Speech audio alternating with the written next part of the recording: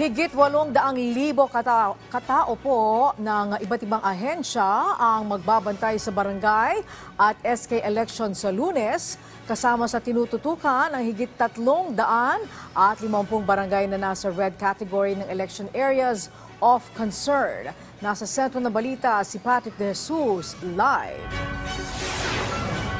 Angelique, nakahanda na mga tauhan mula sa iba't ibang ahensya ng pamahalaan na ide-deploy para sa 2023 barangay at sangguniang kabataang elections. 187,600 dito ay mula sa Philippine National Police at 117,000 sa Armed Forces of the Philippines. Higit 30,000 naman mula sa Philippine Coast Guard at 494,000 na teaching at non-teaching personnel ang mula sa DepEd. Isinagawa kanina ang send-off at turnover ceremony sa Camp Crame sa panguna ng mga opisyal ng COMELEC, PNP, AFP, PCG at DepEd. Ang mga ipakakalat na tauhan ay para matiyak ang maayos at mapayapang 2023 BSKE.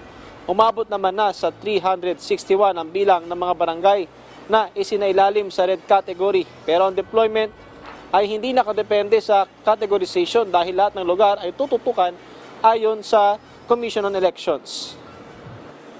Hindi po nakabase lang dahil doon sa categorization sapagkat siyempre araw-araw kasi nagbabago yung categorization ng bawat lugar, bawat barangay dito sa ating bansa.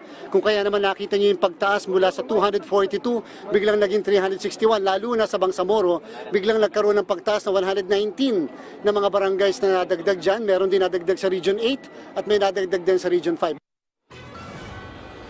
Dalawa naman ang isinailalim sa COMELEC Control Area. Ito ay Negros Oriental at Libon Albay.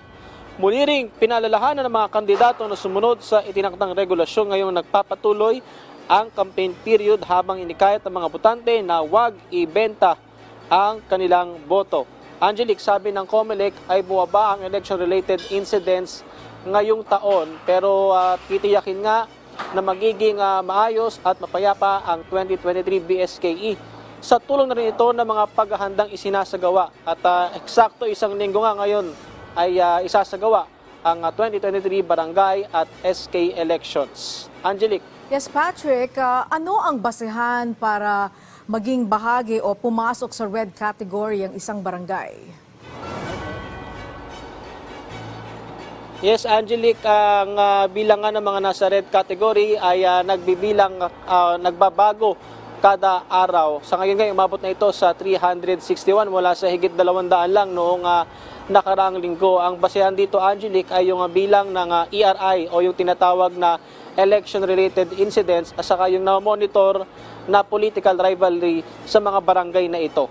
Angelique. Alright, maraming salamat sa iyo, Patrick De Jesus.